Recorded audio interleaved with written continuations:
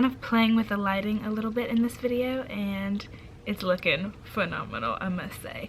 In the viewback screen that I'm looking at, love it.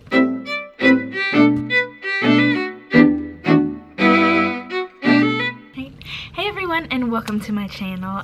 Thank you guys so much for being so supportive and for following me on all my social media, and I leave everything linked down below. I am still finding that people are asking, hey, do you have Snapchat, do you have Twitter, do you have Instagram? I have all of those, and every single one of my social media, as well as my second vlog channel, is always linked in the description box, so make sure you go check that out. I felt like this was a video that I needed to put up because I'm almost at the 2-year mark. It's still a couple of months till I get there, but as a junior flight attendant, I feel like there are so many things that go through your mind and through this adjustment period once you get out on the line that aren't really like talked about during training and aren't really necessarily at the top of your mind whenever you're considering this as a job possibility. As a junior mama, and okay, I've said this in previous videos, but just to like reiterate it, a senior mama, or papa essentially, is just a slang term that flight attendants, cabin crew, people in the airline industry use to say that they are senior. Seniority is everything in the flight attendant industry. The more senior you are, the longer you've been at the airline, which means you hold things that you want. So I believe seniority can apply to gate agents as well, but especially heavy for flight crew, for pilots, as well as flight attendants. The more senior you are, the more you hold things that you want. So when you go in to bid for your schedule and you're a more senior person, you're gonna get that trip, that plane, that rotation, your days off, things like that, before a junior person would. So everything is seniority based. If I'm 2 years seniority, someone who's 2 years and 2 days is more senior to me, which means they're going to hold whatever XYZ is, and I won't get it. So on the complete opposite scale of that are the junior mamas and the junior papas, and understand it's not age that determines this. People think, oh my gosh, you're 21, fresh out on the line. You can be the lead flight attendant on your flight and have a 60-year-old who is working in the back who's not the lead. You can be 60 years old and be on day 1 of becoming a flight attendant. You can be 21 years old and be on day 1. Like, age does not determine your seniority. So understand that there are there are senior junior mamas, but that's going to be a separate video about tips for you guys as well. Anyways, everything's seniority based. So with that being said, as a junior person, there are things that it's okay when you come out onto the line. I'm gonna give you guys my like honest opinion, because now as someone who's been on the line for a couple of years, I know things that I did as a junior person that I had no idea, like I didn't know any better. You're brand new, you're fresh out on the line, you have no idea what to expect. So one thing that kind of like bothers the rest of your crew, but they won't say anything to you because they know you're junior, is being slow on the service. Now I'm laughing. Okay, anyone who's flown with me ever, anyone who's flown with me within the last 6, 7, 8, 9, anyone who's flown with me within the last year, I probably have not said this, but like implied it heavily, and you kind of like, it was unspoken, like you understand. I am the type of flight attendant, and there are different types of flight attendants out there. This is just me. I like to knock the service out. Like, I like to get everyone's drinks, everyone's snacks, everything done, so that way we have the rest of the flight to enjoy ourselves, to answer the call lights, to talk to passengers, to pick up trash, to maybe finally get to go in the galley and eat, have a cup of tea, like whatever. I like to knock the service out. So if I'm out there in the aisles, I mean, I'm like slinging drinks, you guys. I used to be so bad about this. When I first got on the line, I will never forget this. Oh my gosh, I don't know if I've ever mentioned this on this channel, but my very first rotation, I was on a 757, and it's this one we have with like a crazy first class. I forget it, like 20 something people are in first class, and I was a sis, so I was up there helping doing pre-departure drinks, and I just went out there thinking, oh my god, it's my first day, da, da, da, da. And so I was asking, you know, what would you like to drink, what would you like to drink, and I wrote it down backwards. So instead of row 1, when I went to put the drinks out, I had it from the back to the front. So anyway, long story short, I put out everyone's drinks wrong. Like literally every single person got the wrong drink. I think one couple that was sitting together, they just took it and started drinking it and didn't say anything, but everyone else was like, oh no, this isn't mine, this isn't mine. Nightmare. And I was so slow. Like, the Diet Coke thing is across the board. Every flight attendant, some people say pour the Diet Coke in, then add the ice. I don't do all that. I just pour it slowly because it takes forever. But just, I didn't know where the drinks were in the cart. I didn't know where the alcohol is. Like, now it's so routine, and the drawers are in there the exact same pretty much every single service. Every now and then crazy things happen, but usually everything's in the same place. So literally, and I've done this on a trip before, open drinks, pour them with my eyes closed, in pitch black dark on red-eye flights. I can knock the service out. Like, I'm like it's insane. So I know where all the drinks are, I know where all the snacks are, because I've been flying, because I've gotten in my routine, because even though things have changed over time and we've switched things up, you just develop your like method. So as a junior person, week 1 out on the line, you have no method. You do not know where the creamers are. You have no idea where the toppers are for the cart.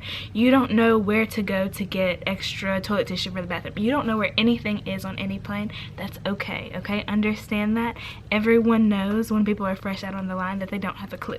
But as a junior person, you have really got to ask questions and let your crew know you're new. Like, they know you're new, but just it's nice to say like, hey, I'm junior, I'm sorry if you guys want to like give me any advice or tell me anything, please, I'm completely open to it. That's how it was on the line, because the last thing you want as a crew member is to have a junior person who doesn't know anything and who's coming out fresh on the line and has an attitude. Now, I've heard this. I've never actually had this experience ever, but I have heard that, and let me tell you, your crew members, like the actual senior moms out there, oh my god, that's like their pet peeve, to have all these little junior, and I don't say this to imply age, once again, all these junior people coming out on the line, and they've got attitudes, and they don't know where anything is, and they're complaining about their A days, and we've been here, and we've seen it all. Like, understand, someone with 35-year seniority, you think, oh my goodness, we changed the carts. It's crazy. Like, I can't believe we changed how we set up our carts.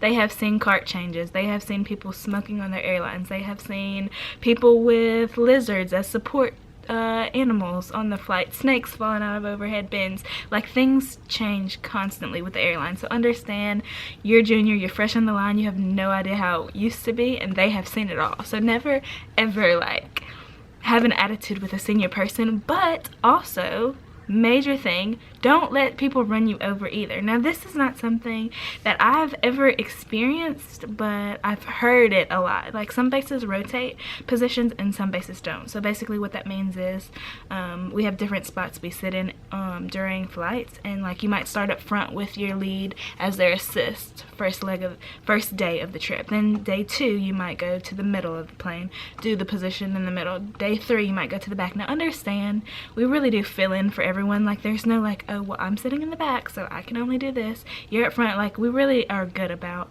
just everyone making sure it gets done.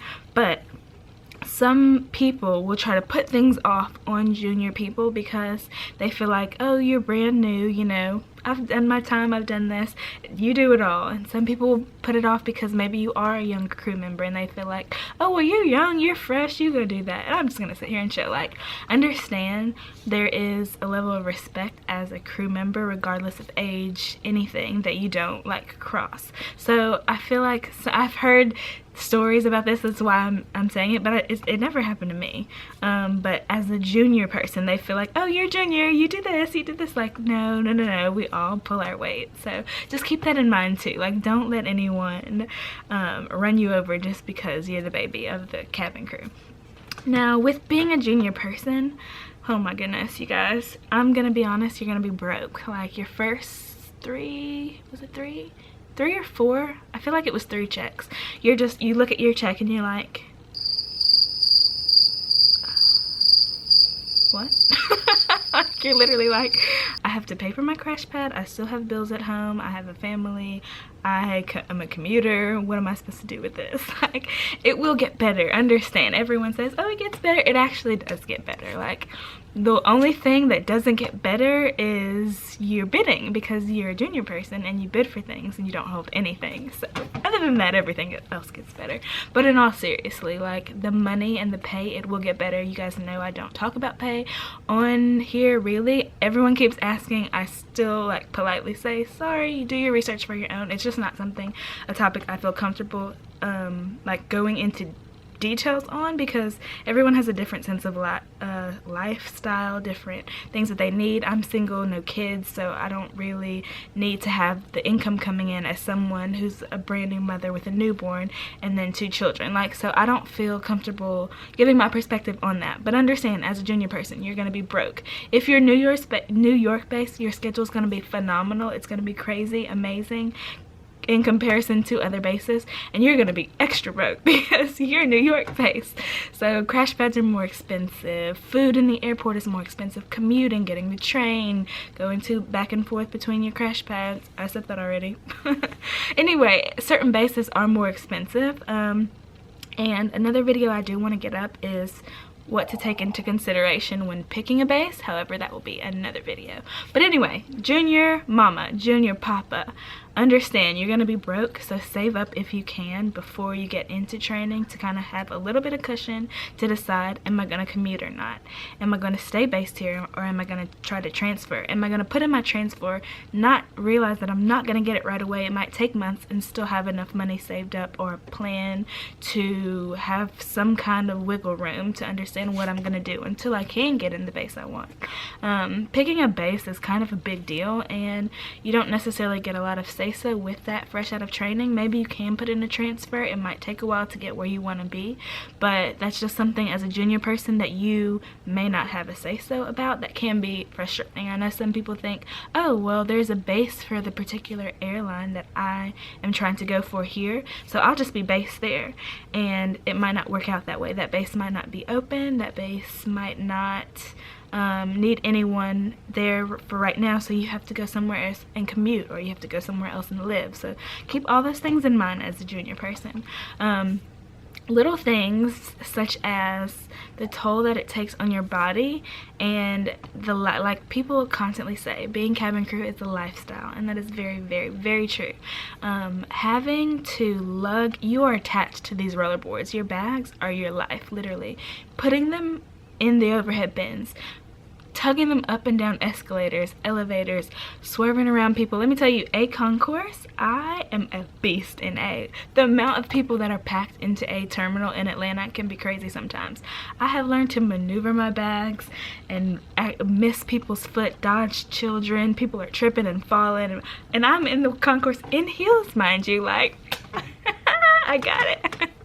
Because you do it so much, it just becomes like a habit, and it's just like your reflexes get insane. But people don't think about like little things like that. You're going from sitting behind a desk all day like I was to ripping and running down terminals. So understand that it might seem overwhelming at first, and I always tell people this because sometimes it does happen, especially in bases that can be more overwhelming. People do quit, people do leave as junior flight attendants because they feel like this is too much, it's too much. I can't have passengers yelling at me, I can't have this gate agent snapping at me, I didn't know I was supposed to check in for my jump seat 30 minutes before, like it was an honest mistake. Why is this person asking me this question? I've never been in this airport before. So it's all of this thrown at you, and that is the purpose of your probationary period, to see if you can handle it. And it can seem like a lot sometimes, but I always tell people, stick it out, because you will regret it if you quit a month and a half later and then you're like, oh man, I didn't get to go to any of those places that I wanted to travel to so bad,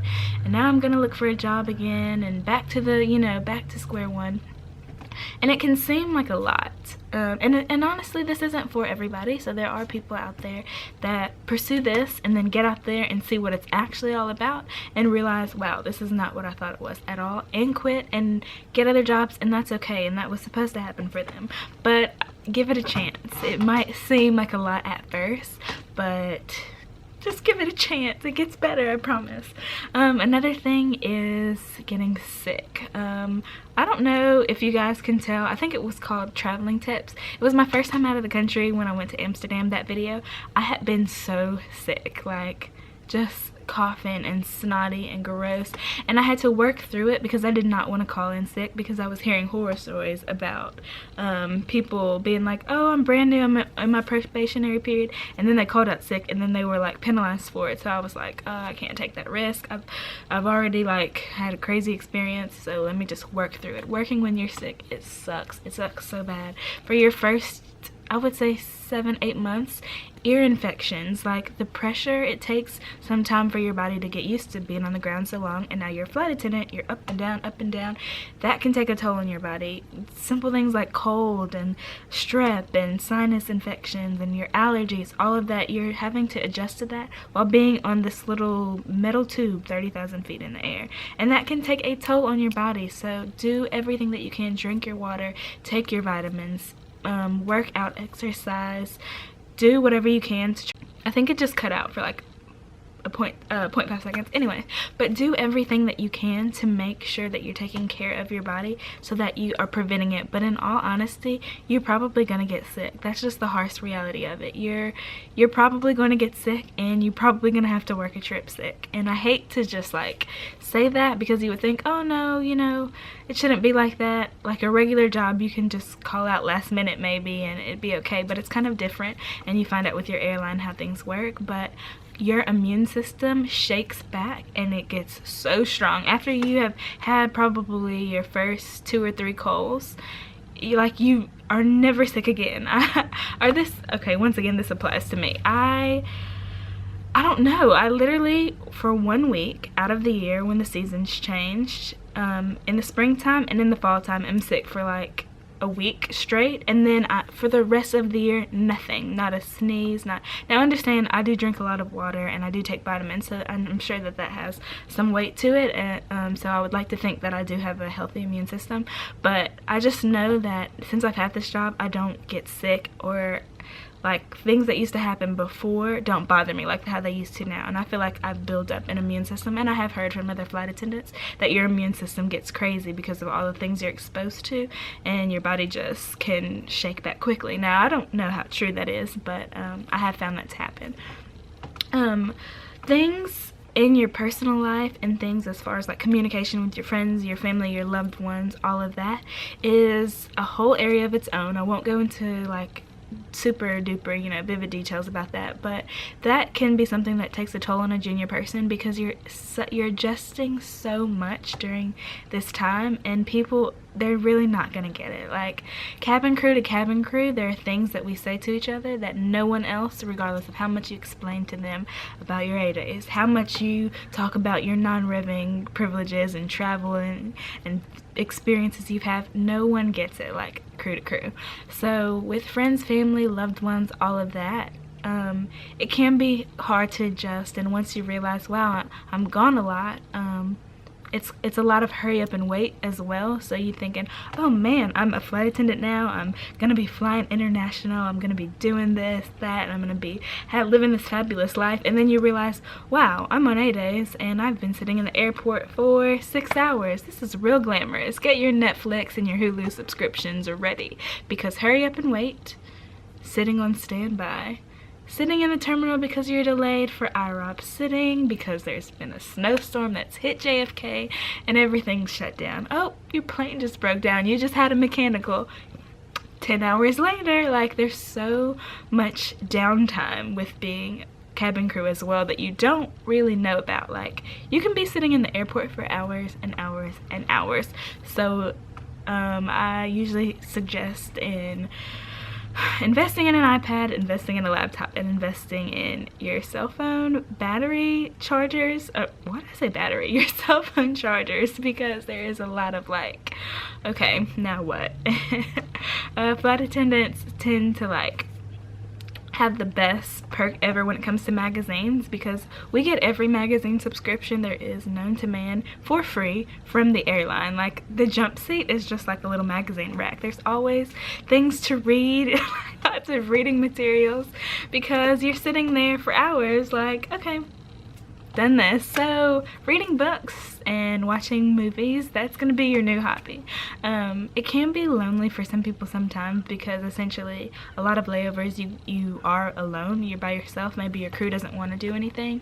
So as a junior person, you won't really, all of this that I'm saying will really make sense and come together, and you'll get to see it firsthand once you're out there on the line. No matter how much I talk about it, it really takes experiencing for yourself to see if it's for you or not. Now, it can be frustrating. It can be, you know, some people get really like depressed or upset or emotional about it because they think this is not what I thought it. This isn't what I thought it was. Like, I'm not happy. I don't like this. I don't like, it's just not what I thought it was. So if that is you, and you're that person that's on the line right now, and you're a junior person and you're just thinking, yeah, this isn't it, maybe try switching a base, or maybe try going somewhere else before you give it up officially. But things do get better with time. It can be a little testing. There you will have your days where you're like, wow.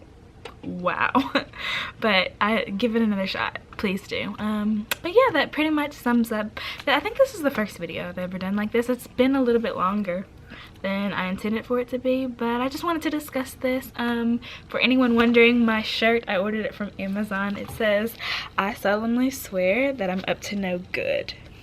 And only all the real ones, you guys know where the shirt's from, you know who said this quote. Best quote, one of the best quotes I think in the movie and books. But yeah, that's pretty much all I got. So leave your video suggestions down below, and I'm shooting for 31 videos in the month of May. Fingers crossed I hit it, so we'll see. I'm gonna try my hardest for you guys to get a video up every single day this month. So yeah, that pretty much concludes everything I had to say, and I'll see you guys in the next one. Bye. Oh, also remember, all of my social media links are down in the description box, and you can use my TME code that will be in the description box as well for 10% off your purchase if you were wanting to maybe do that tea detox with me. Alright, see you guys in the next one.